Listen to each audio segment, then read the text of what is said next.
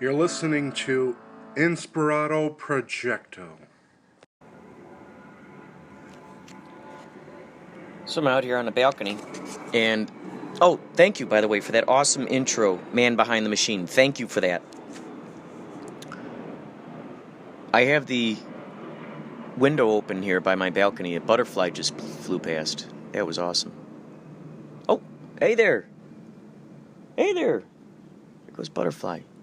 All we need now is a hummingbird. I would not be surprised. Oh, there goes the butterfly.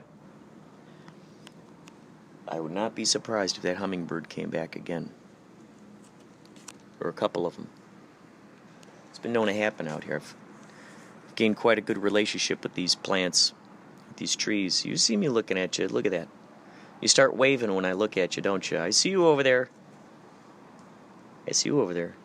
I see you over there. So I'm out here on the balcony, and I got the window open because just in case the cat wants to come out here. And then I was reminded of all the times growing up and my parents going, "Don't, what are you trying to do? You can't leave the door open. We got the air conditioning on. It's going to run up the electricity bill." But, there's that famous phrase we hear it all the time. What are you trying to do? Air condition the neighborhood?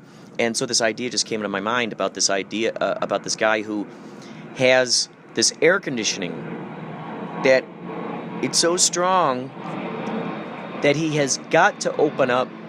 Like, it just won't turn off. It just keeps going and going. And so he's got to open up the windows of his house. It's so cold. And it does end up so cold it ends up air conditioning the neighborhood. And everyone's scratching their heads going, what the heck? Until eventually someone ends up following it down the rabbit hole and realizing it's this guy's fault. But hey, what the heck? The air conditioning unit just will not shut off. It's got a mind of its own. And it could very well possibly be one of the first signs of AI waking up. Maybe he's got one of those smart homes. The AI homes.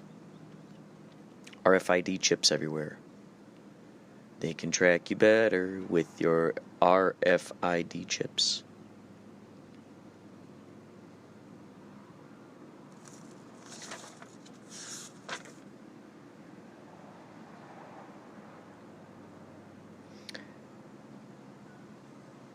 Did I tell you about... Oh, wow. This is a fun idea. My brother and I... Wow, this is fun. Here's an idea. I don't know if I read this to you guys yet or not. This is in my idea book that has the Bookhouse Boys insignia on it from Twin Peaks. Okay, so before I get into this one, I'll tell you about another idea that I think could dovetail definitely with this one that I'm about to tell you.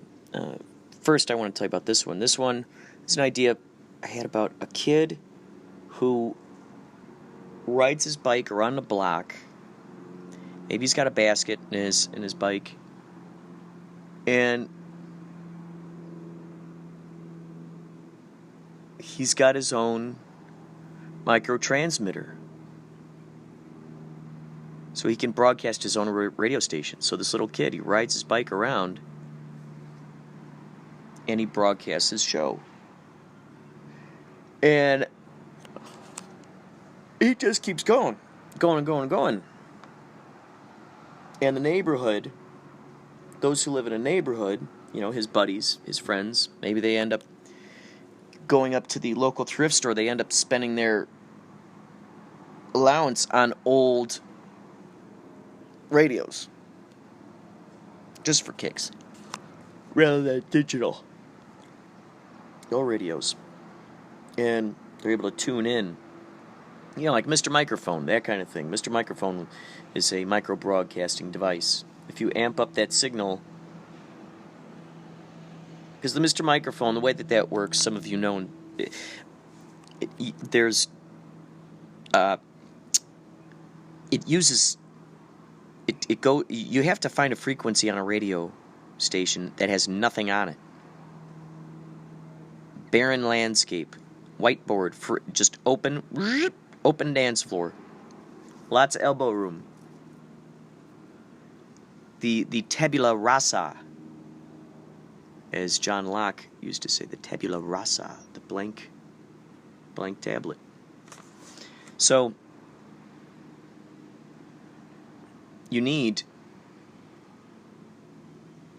that empty station, and then the Mr. Microphone somehow tunes into that, and then you talk through your microphone, which is like a wireless thing, which is also equally awesome, and that broadcasts to the radio. So whatever radio happens to be tuned into that, bam, your voice can come over that thing. So let's say this kid, he through his electronics class, whatnot, he figures out how to boost the signal. And people, he's telling the news of the local neighborhood. He's introducing them with maybe he loves going to the library. Maybe this kid loves going to the library. And he loves sharing. I remember, for instance, I'd go to the library, and there was this Edgar Allan Poe. It was an illustrated Edgar Allan Poe that I came across, and I feel so bad saying this out loud, but I stole that book. Here, libraries are a place where these books, the beautiful thing about them is that they're free. They're there for you all the time. Those books. Well, it just clutters up your house if you're going to steal a book from the library. You might as well it's there. You can borrow it for 2 weeks or whatever, put it back, let someone else borrow it, and that's just the courteous thing to do. The other courteous thing to do is to donate your books to that library.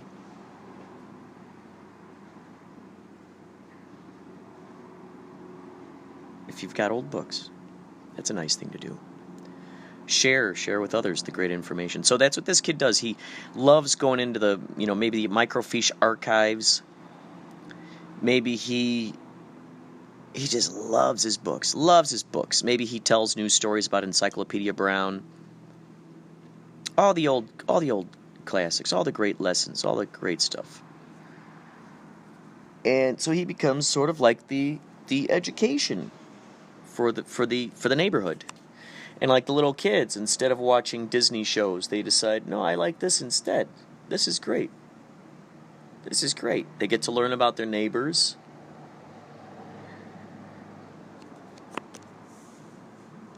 And the kid, let's say there are other kids there who play. Let's say there's a kid who plays violin. Let's say there's a kid who plays guitar or whatever.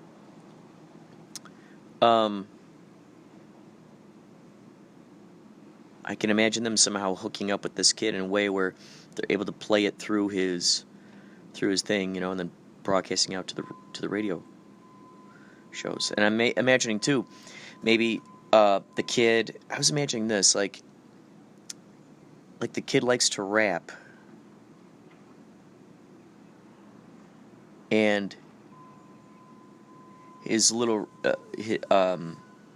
he's got some kind of beat that plays, and so he decides, I'm going to put on a concert, and let's see, so okay, a couple ways this kid could ride around the block, and also I'm imagining like a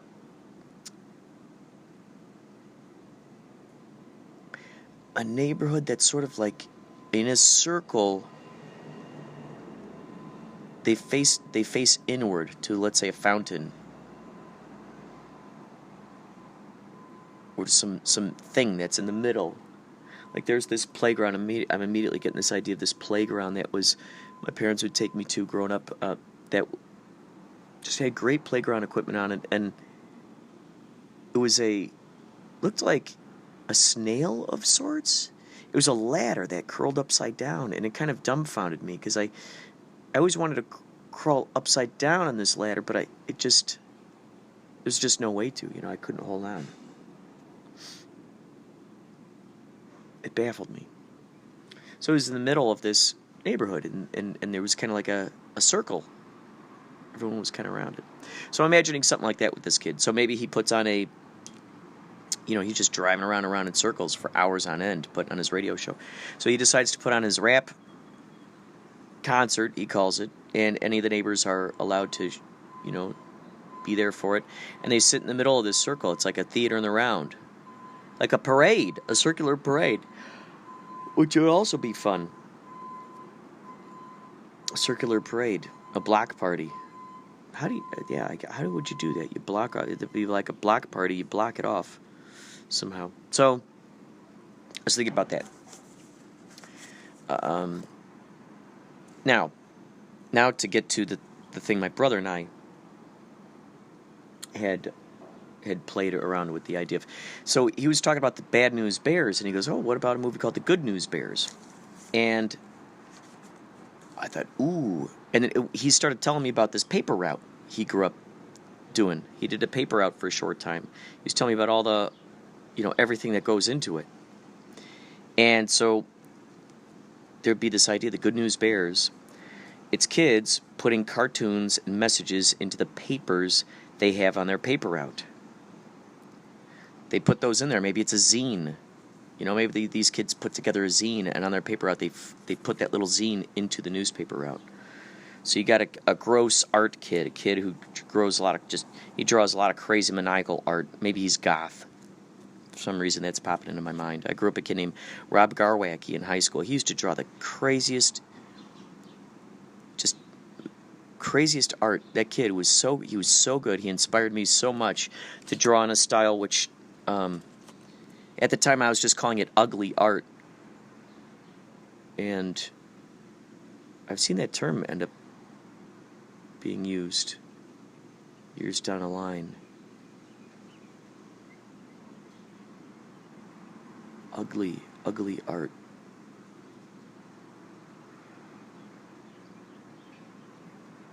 My art style is similar to my big influencers growing up. Mike Allred, who draws Madman, and Ben Allred. Mike Allred, Ben Edlund. It's such a great name. Edlund. Ben Edlund and Mike Allred. They were big influences to me.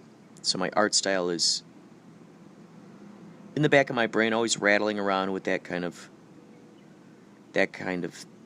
art style. Ugly art, I guess. So you got this gross art kid, draws all maniacal art. Then you got a very responsible kid.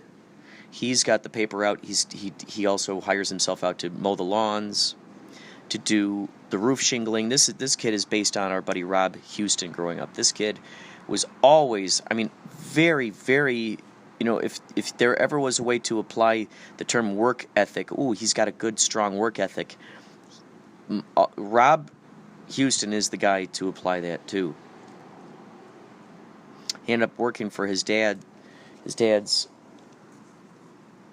landscaping company, learning how to lay concrete, fix stuff. This guy, he was babysitting kids. He himself was almost a kid. He was babysitting. It was amazing. It was astounding. And he comes from a family, a mixed race, mixed family. His mom is a white gal. His dad's a black guy. And that was the first family to grow up on our block. It was our first time we had a black guy on the block. And it was awesome. It was a great lesson in just accepting people for who they were. Across the street, there's a woman named Kathy Bonomo. Large woman. Think of What's Eating Gilbert Grape. She was not as big as that. She was close. And they fostered, I guess, or adopted lots of retarded children. Be at least, I don't know, 4 or 5, by lots that, I guess I should use the word several, but 4 or 5. And was interesting. I remember when they first moved in, and I'd met them. These kids, I remember them. There's something, they're my age, but they were a little. I didn't know. I couldn't put my finger on it. I just remember having them over in my backyard, and we were playing on the I had a swing set back there. And they were new, and I invited them in the backyard. Wow, it's so interesting. I'm getting so many memories. So anyway, I remember Kathy Bonomo, at her house, she had this crystal ball. And her friend, possibly her lover, we didn't know, Denise,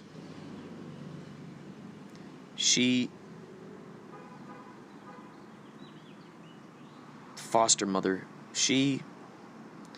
this crystal ball would be on the wall. They're like, don't touch that crystal ball. It's bad things have happened to anyone who's touched that crystal ball. So there was always like this, and I'm like, well, why don't you throw it away? And they're like, oh, no, that would be, we would be cursed. In my backyard, behind us, was a house. They're called the Baylogs. These kids grew up without a TV. Growing up, watching Elf and all these TV shows as a kid, it was puzzling to us. Like, how do you grow up without a TV? So they don't know about all of these things that we know about. They don't know about all of these things that are on television. And what came with that was that these kids kind of started, I don't know if they made weapons or if they started, anyway, we had a cat named Peace. She had what looked like a peace sign on her forehead. Calico cat, Peace. Peace and Soot. Soot was a little black cat. And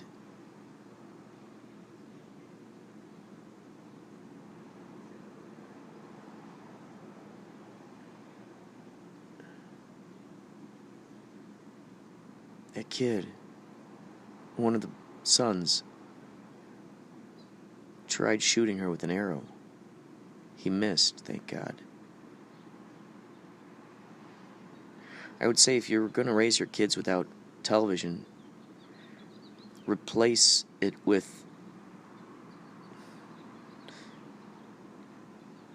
the programming that you wish was on television instead. Replace it. Give them something. Please let them know about cooperation. Please let them know about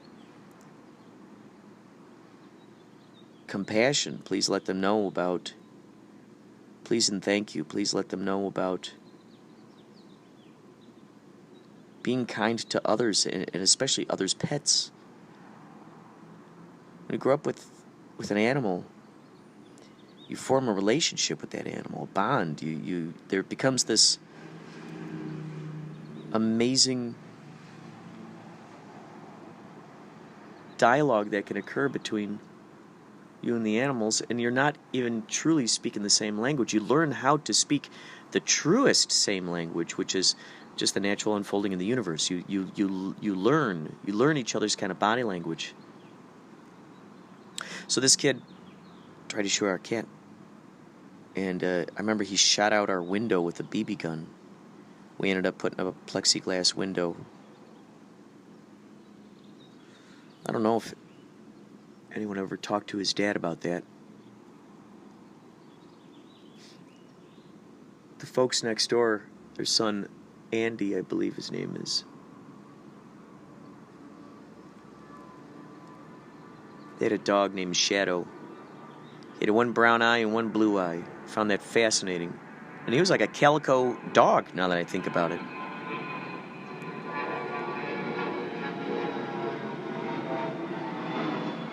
And that kid Andy became friends with one of the Baylogs. I remember one day I saw Andy then swinging a mace. At that time I was playing Dungeons and Dragons.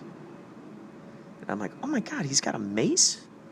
Which is, or I guess you'd call it ball and chain. As far as I was concerned, it was a mace. Because I had a character in Dungeons and Dragons who had a mace. And it was amazing. to see that in person. The handle, the chain on the end, the spiky ball. And I remember, during that time I was watching Doctor Who. Tom Baker. We had a black and white television set in our bedroom. And it got a few channels. I was so happy it got channel 60, or was it 66, where they had Samurai Sunday. On one of those channels, Doctor Who would play. He had that long scarf.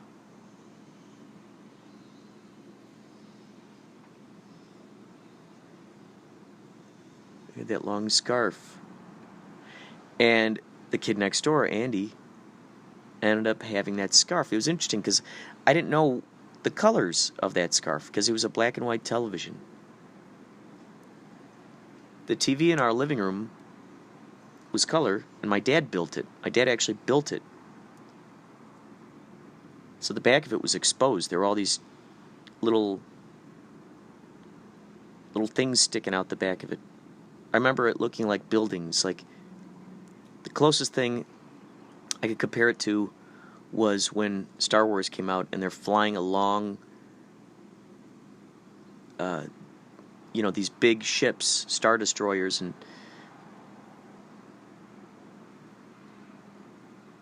Death Star, and it looks like buildings. It's like they're that intricate, the pipes in the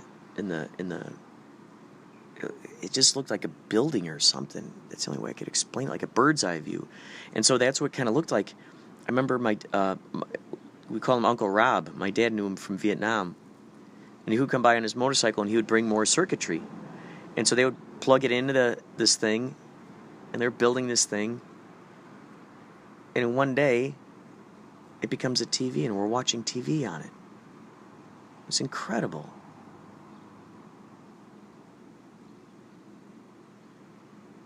So we had that for eons. Eons.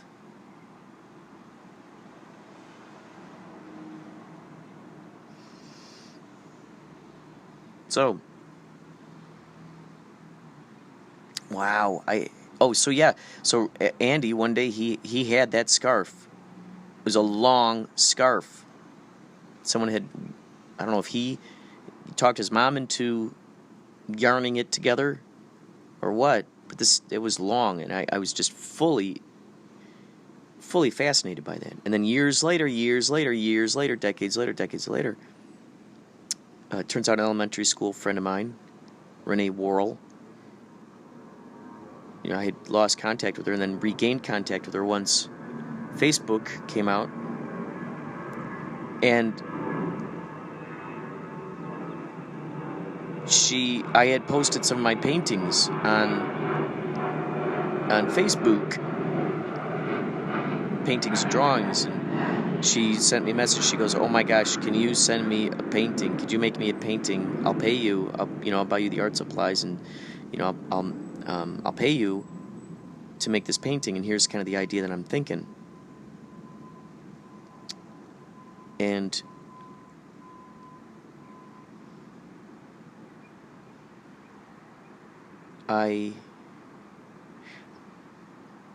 she said, I'll pay for the shipping. And I said, okay, how about this? Instead of you buying the painting, how about this? I know that you know how to sew. Can you sew me a Doctor Who scarf? It's been a dream of mine. And so she went online. She was able to find a blueprint. She made this 30-foot long Doctor Who scarf. I have it now wrapped around my chair. I got it wrapped all around my chair, my office chair. Oh, man, it's so cool. So, now, back to this thing. Good News Bears, we call it.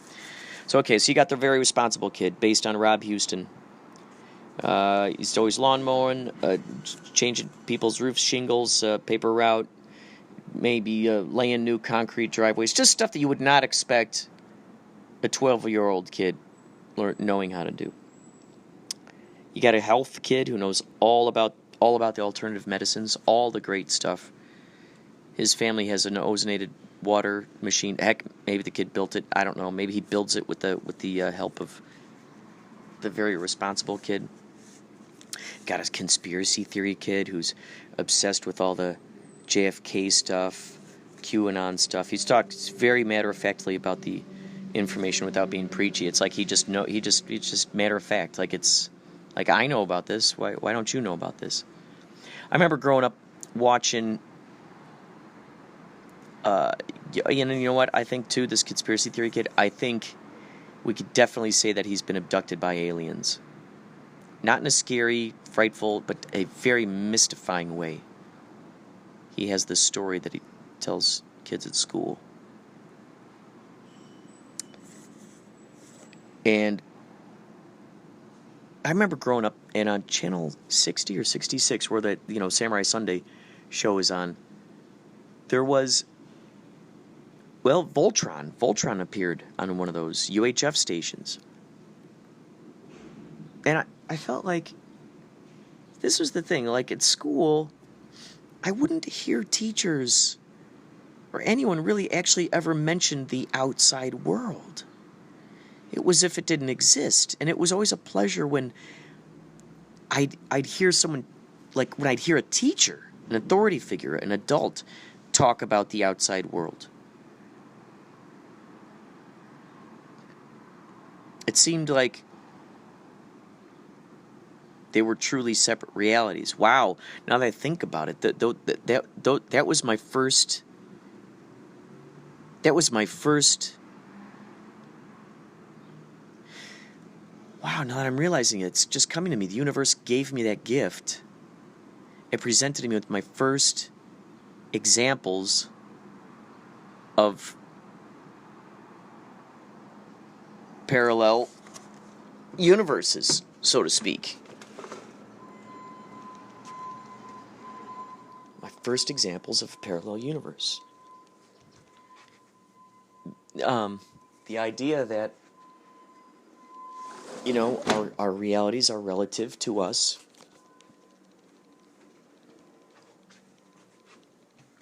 Gosh, it was so crazy. That idea of like, this is happening here, and,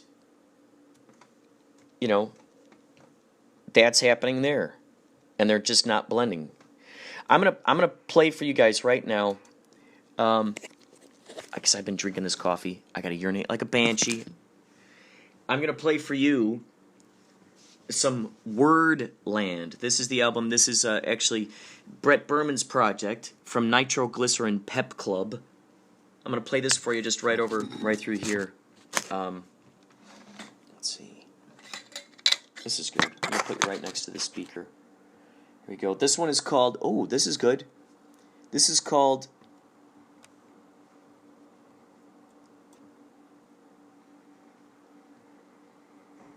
How about Global Elitist? That sounds like a fun one. Here we go.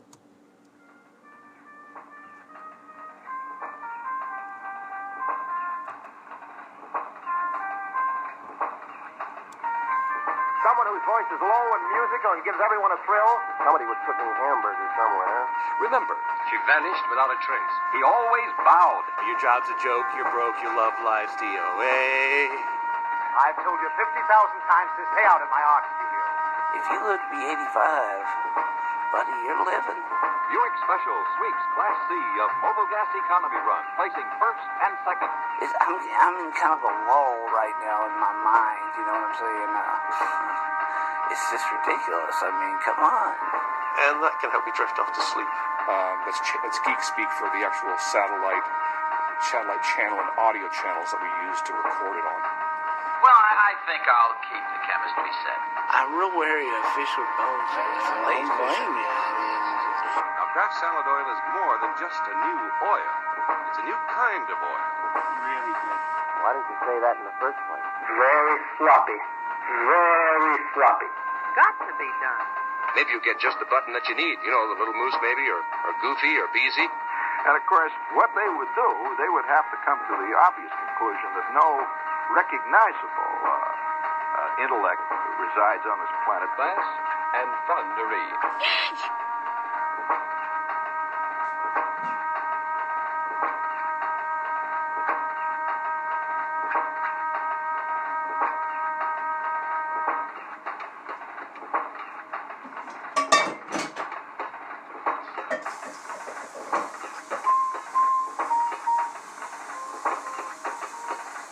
Howdy.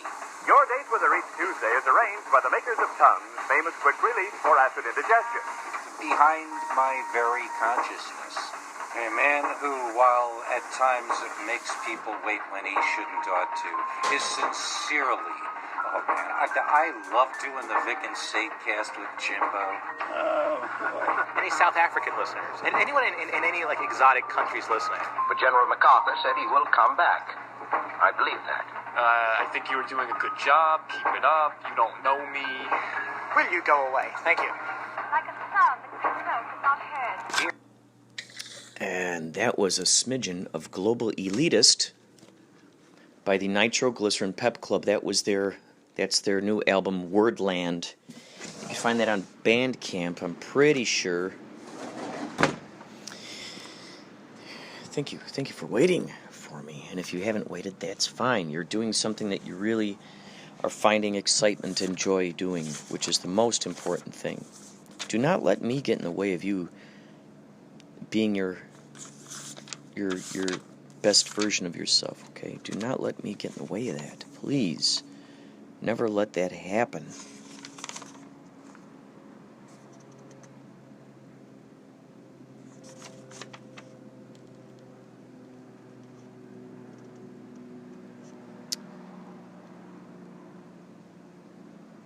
This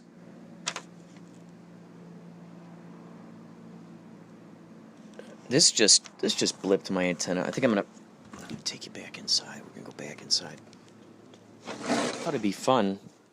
So this was something that I had sent to my buddy Paulie Shores. Others know him as Paul Pate. He is a music teacher. He's the saxophonist, the sexy sax player for Yachtly Crew. And he was putting on a concert, basically, with these kids with these specific songs. And he asked me the script. Okay, so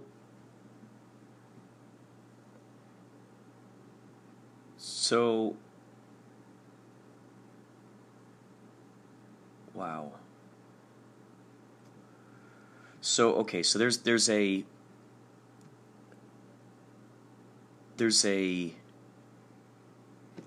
arcade I grew up near called Galaxy World. I'm going to give you guys a break for this moment, and then I'm going to swoop back in with this story concerning Paulie Shores from Yachtly Crew.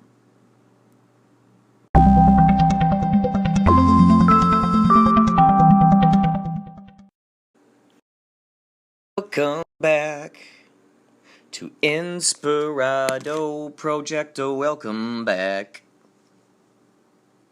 Oh, the water's boiling on the stove again, and before we know it, we'll be drinking coffee again. Once we pour it in there with the coffee grounds, I'll have my caffeine buzzing, I'll be buzzing all around town. Welcome back, welcome back, welcome back, welcome back. So, Paul Pate, a.k.a. Paulie Shores, my good brother. I am Stony Shores. In Yachtly Crew, he is Stony. He's Paulie Shores. We're the Shores brothers. It's a family band. He teaches kids music. And he had this idea. He was going to put on a concert. There were a series of songs. This is the list of songs. that he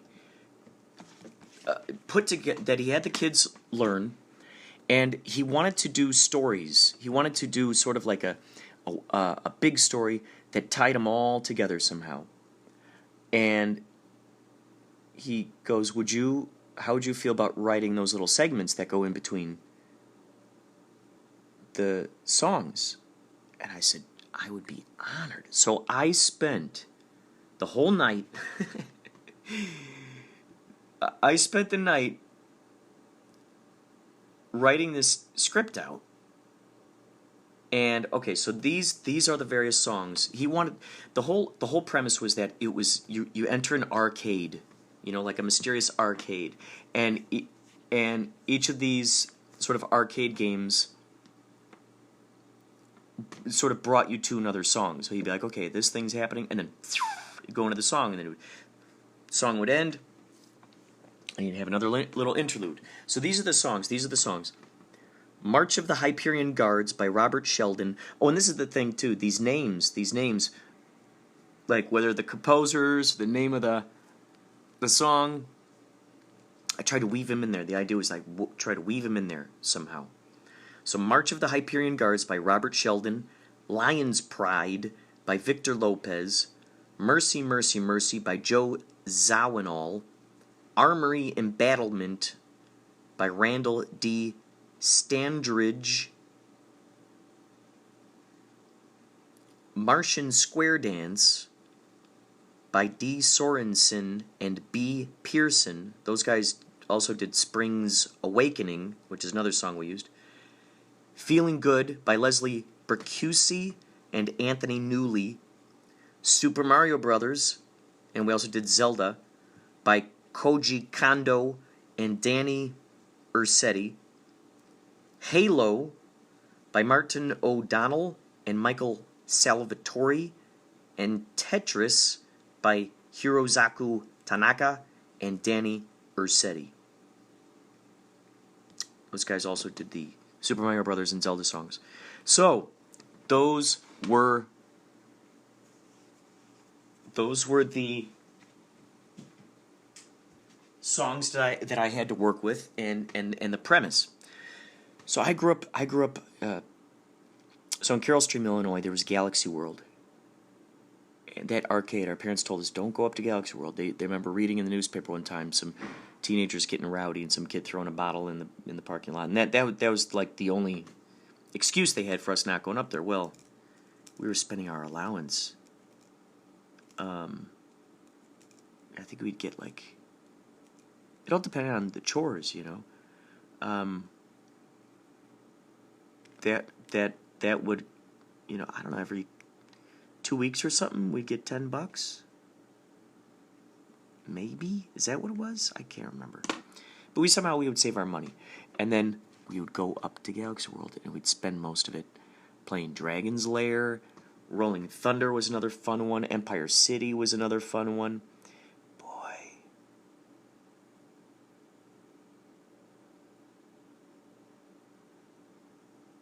Outrun. Josh loved that. Wait. Yeah, Josh loved Outrun. There's a game there where I learned how to drive stick shift. It was awesome. It was the first game I'd ever encountered where you sit in a driver's seat. It had a clutch. It had a steering wheel. I mean, it was the first one with a clutch, as far as I knew.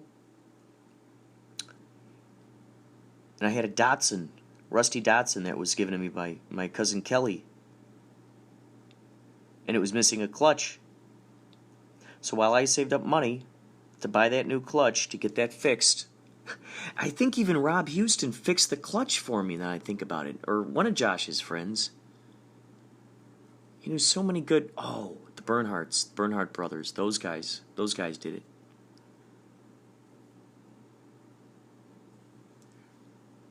So,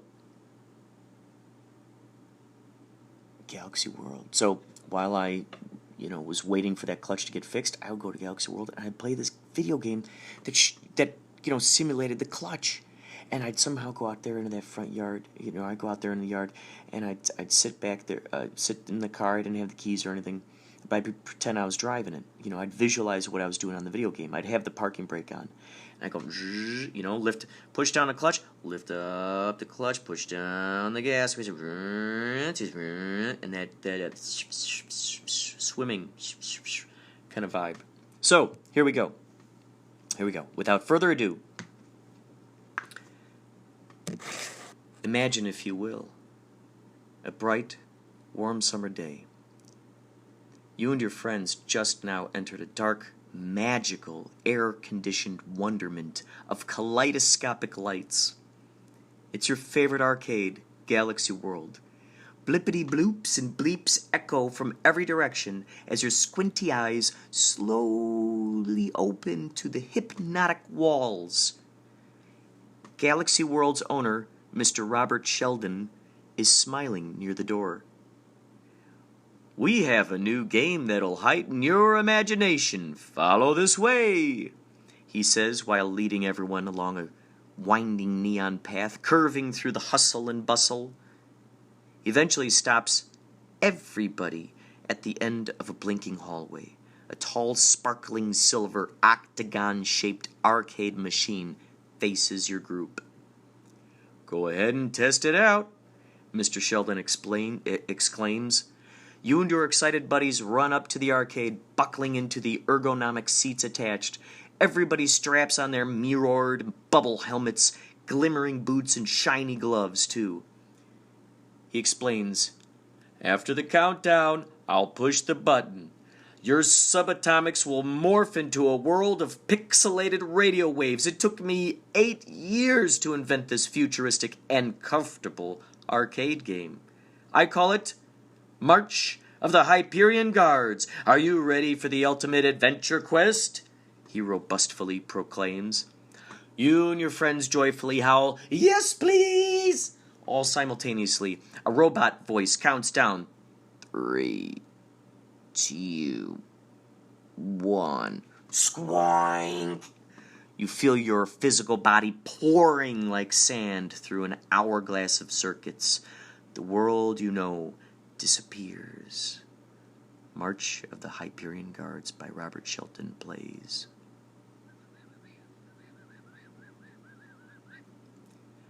You and your adventure buddies emerge from a twirling rainbow portal in a forest near a wooden sign reading, "Welcome to Goldshire." It is at the beginning of a dirt path leading into town. Everyone looks pixelated, and so does the world around you, including a laughing dwarf and a night elf hanging upside down from oak branches. Your group waves and continues along the path, getting used to this new environment. You eventually reach a tavern where a kobold is showing an Eternal some levitation skills. "I own Lion's Pride Inn," the Eternal says to you. "My name is Victor Lopez. Welcome. You're invited to explore it before you go on to your next adventures." He opens the doors to a happy crowd of visitors. Your buddies high-five each other and enter this crazy place. Lion's Pride by Victor Lopez plays. Your group meets interesting characters, distant travelers, and a wild hammer name tag who says, a wild hammer who says, "Joe Zawinul's hosting a jazz open mic near a campfire on a roof. Join us!" It sounds fun, so you and your adventure buddies float through the sky and the ceiling, then onto the roof to watch the magical jazz vibes. A goblin on stage next to the campfire says into the microphone, "Thank you for appreciating the art form of jazz. The next piece I call Mercy, Mercy, Mercy." You and your friends sit on the floor to soak in the smoothness, while the crowd claps and yaps along. Yee-hoo! Mercy, Mercy, Mercy by Joe Zawinul plays. Bartender Farley notices you and says, Methinks your party needs supplies. Yes, where can we get tools, books, ingredients, and alchemy? Asked the group. Talk to the York, Randall D. Sandridge at the armory, replied Farley. He'll set you up real good. The adventurers find the armory in town. Randall helps everyone shop for items he thinks they'll need. It's a very, very dramatic moment in time, filled with lots of surprises. Armory by Randall D. Sandridge plays. After a long day of familiarizing yourself with Goldshire, belly full of mutton, layers of new medallions, bags packed with new supplies, and a lifetime of memories, your avatar bids the party farewell. You're off to examine the video gamescape. As soon as you arrive at a clearing, two E.T.-like aliens wearing mustaches appear, munching on candy corn. They both say, "Hello, leader of your planet. This is D. Sorensen," states one E.T. "And this is B. Pearson," states the other E.T. "Please, Martian, square dance in this crop circle with us." They hold their squiggly arms out to do-si-do, dropping candy corn. You set down your new supplies and medallions to dance better. They start clacking the heels of their cowboy boots. Woohoo! Martian Square Dance by D. Sorensen and B. Pearson plays. After a long series of square dances, the E.T.s insist on taking you aboard their silver ship to celebrate Spring Awakening. It's a holiday of sorts where members of the community play music for the ship's indoor jungle. They ask you to be honorary guest. Spring's Awakening by D. Sorensen and B. Pearson plays. The Martians embrace you like one of their own. They feed you Martian foods and drinks. They dress your face with fake mustaches. They take you to Mars and introduce you to their leaders, Leslie Bricuse and Anthony Newley. Standing next to them are your adventure buddies. All of you get citizenship to Mars. Everyone is feeling good and partying like it's 1999. Feeling Good by Bricuse and Newley plays.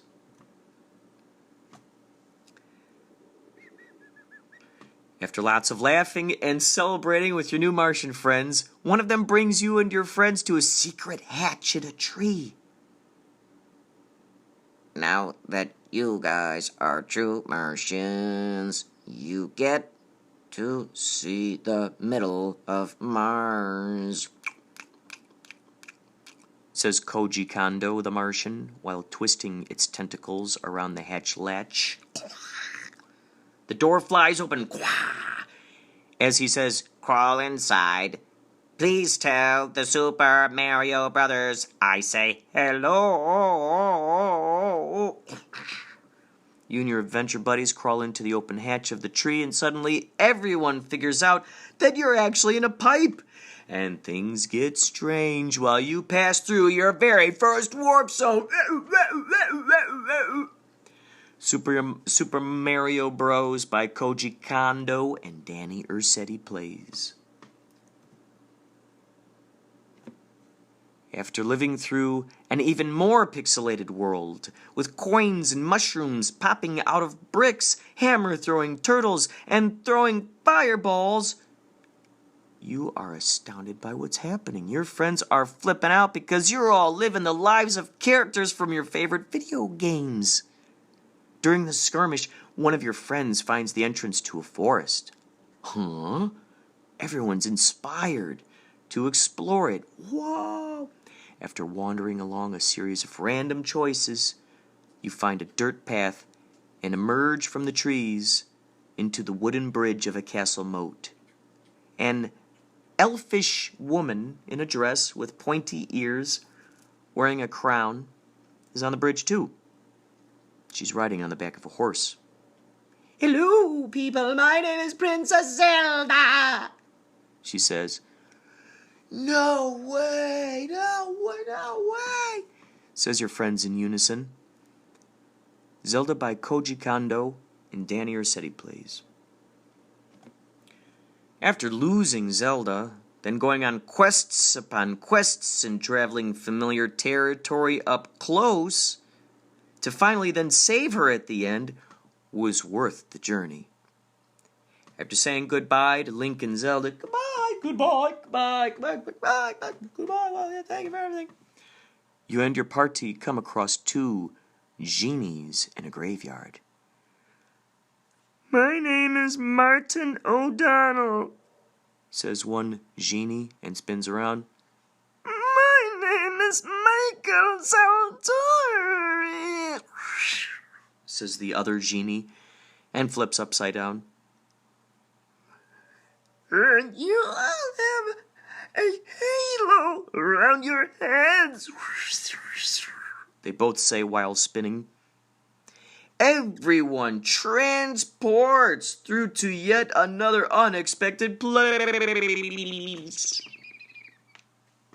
Halo by Martin O'Donnell and Michael Salvatore plays. During your time hiding from forerunners, sea worms, mud wasps, and other unusual creatures, you and your friends come across a pyramid. Inside are two moths. One says, "Hello, my name is Hirozaku Tanaka." The other says, "My name is University. You must solve these puzzles quickly and can return to the land of melons." They both say. This is crazy. This is crazy. First we're living in Halo Land, and now we're solving Tetris?